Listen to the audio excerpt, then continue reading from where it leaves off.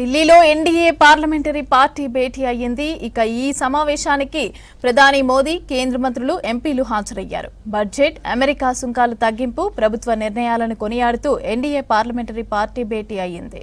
అంతకుముందు ప్రధాని మోదీని సన్మానించారు ఎన్డీఏ పార్టీల ఎంపీలు. కేంద్ర బడ్జెట్ను ప్రజల్లోకి తీసుకెళ్లడంపైన, కేంద్ర పథకాలను అమలు చేయడంపైన ఎంపీలకు ప్రధాని దిశానిర్దేశం చేశారు. పార్లమెంటులో విపక్షాలు లేవనెత్తుతున్న అంశాలను తిప్పికొట్టడంపై ఎన్డీఏ ఎంపీలకు మోదీ సూచనలు చేశారు.